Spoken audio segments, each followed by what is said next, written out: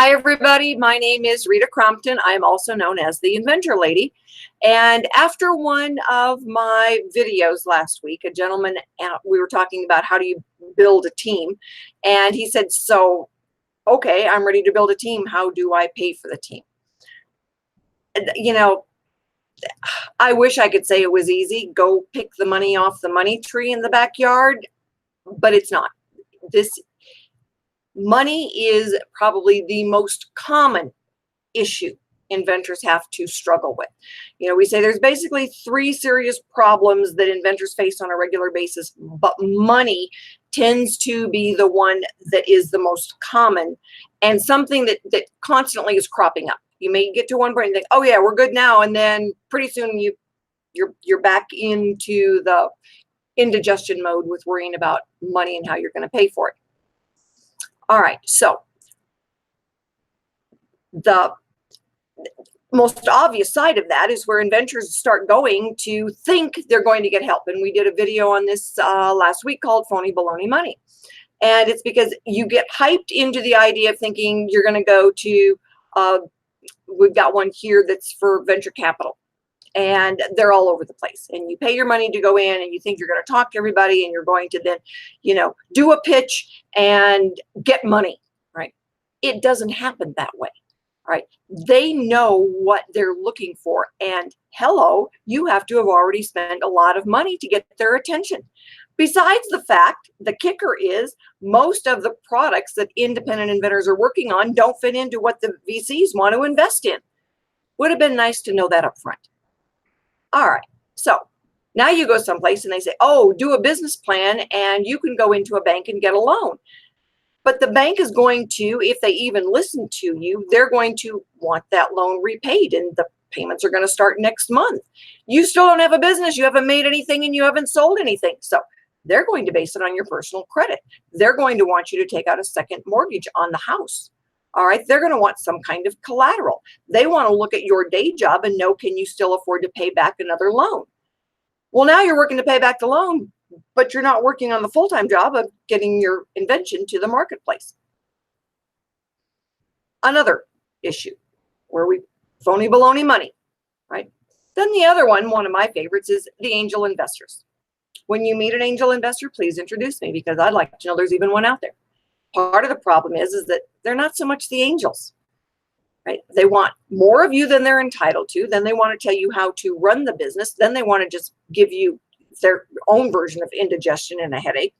And a lot of times they're not giving you enough to get the job done. And they expect to get paid back. Phony baloney money. Independent inventors, you are self-funded in the beginning. All right, so let's take a look at a couple of those steps. All right, first money out the door, I always do as much looking around as you can. All right, and then do some more looking around. Right, if you've got a resource library or something, go and do some of your own patent searching. Learn what somebody else is looking at so that you can appreciate the fact when you pay them to do it, you don't want to be doing it yourself. Right, build your own version of a prototype.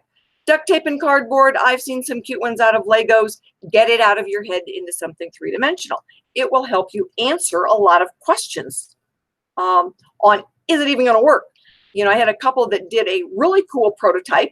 It was supposed to be kind of like a tent built into a sheet. And I go, how do you keep it on the bed? And they go, oh yeah, we didn't even think of that. Back to the drawing board. If they hadn't built the first prototype, they wouldn't realize that they need to be able to keep it on the bed. So you learn a lot when you do your own version of a prototype. That's a good thing. The first thing that you spend serious money on is an independent search. We've talked about this multiple times and why it's important. You can go back and look for some of those videos answering the same questions. It should not be the registered patent attorney doing the search. There's a conflict of interest. Get a search done by one source and then get your registered patent attorney. If you want some suggestions on that, I am more than happy to help you. Rita@inventorlady.com. So that's the first thing. Now you're going to get, you're going to take a look at the report yourself first. All right. If it's obvious that it's out there, you don't need to pay somebody $1,000 to say, you can't do this. It's obvious. Most of the time, though, what happens is that somebody had that aha moment, they filed intellectual property, but technology didn't allow them to make it at a price the consumer was willing to pay. Consumer is God when it comes to pricing, so you've got to be able to get it into that ballpark. And I've done some videos on that as well. So once you know, then it's like, all right, well, mine is kind of like this one, but my improvements are. That's what the attorney needs to hear from you. Why is yours better? What's different? Sometimes technology finally catches up and you can make it now at a price the consumer is willing to pay for it. But do you have material improvements on the original that you can file on? This is where the attorney starts giving you the advice and you are paying them to give you that advice. So those are the first couple of things out the door that you're going to pay for. Now you make business decisions.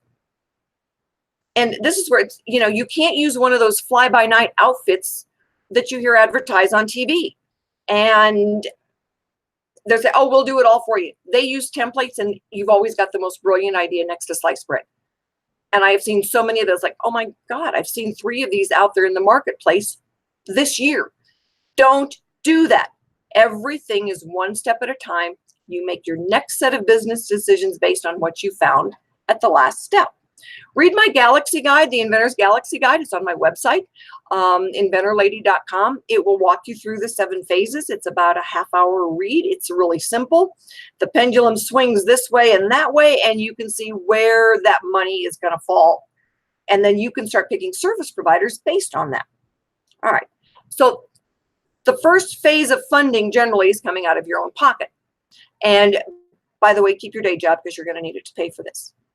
Now you can start looking at, all right, I've really got something here. So a lot of inventors will go to friends, families, and other fools, the 3 Fs as we call them. Sometimes they're more than happy to put a few $1,000s into something that they, and a lot of times they don't really know, do you have anything or not? They love you, all right? They're willing to give you. Sometimes a friend or a buddy will partner up with you. Now you start getting into that team thing, all right? A partner, all right? How do you break it down? Normally, if you're using the word founders, all right, nobody expects to get paid until there's money to pay them. And that's kind of, where you want to be early stage. When you take out a loan, they expect to get paid back. When you bring on somebody as a service provider, they expect to get paid as well. So you need to be honest and upfront with them. There is no money until we get this to market. Again, you're looking at a 2 to 3 year cycle to get the point where you've got money coming in. The rest of the time, you're just going to the bank to take money out. All right. Your investor or your partners, all right, are going to get tired of ponying up unless you are really painfully honest with them in the beginning. To get yourself into the marketplace where you are actually having product to sell, you are looking on average, all right, everything, shifts based on what it is, somewhere around $250,000. For $75,000, though, you can just, if you are managing that money, ArchimedesOffspring.com, all right, you can get up to $75,000, and we help you manage that money on the steps and doing them the right way. So normally we know that if you are really frugal, all right, you can get teed up and get to a trade show for about $75,000. That's different than startup mode, all right? Startup mode, you are throwing money down a hole. You might as well have a flush tank on top of it, all right? Because it's just going down there faster than you can see it. Right? With Archimedes Offspring, though, all right, and what we're looking at is teeing something up for licensing. You're frugal with the money. You are careful about the business decisions. And Archimedes Offspring is that mentoring funding mechanism where we help you make the decisions. We help you find the good service providers. All right. We help answer the questions and keep things on track. Right. So what we're doing is easing you through the process so that you don't throw a lot of money away. And that's the new kid on the block. So when you look at now, where's the money coming from? All right. Certain things you're going to pay for up front. All right. But you can get reimbursed for those.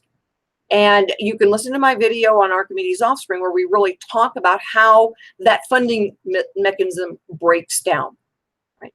But for most inventors, and when I say most inventors, we're looking at roughly 11 million inventors out there.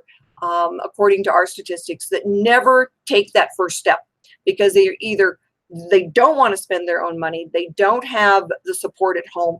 They're just not sure about the process. So they may have had the aha moment and they just sit on it. We want to help you get more of those aha moments out there. All right, get them into the marketplace. Our economy was built on innovation. All right, and we don't want to see you 11 million inventors sitting on it and wondering, gee, I wonder if, what if? Well, what if Archimedes' offspring is there to help you? Right? What if we're paying the big pieces? What if we're there to guide you? What if we can help make you successful? My name is Rita Crompton. Rita@inventorlady.com is how you get a hold of me. You can go to my website, inventorlady.com. You can also reach me, Rita@archimedesoffspring.com. Let us help make you successful. Have a great day.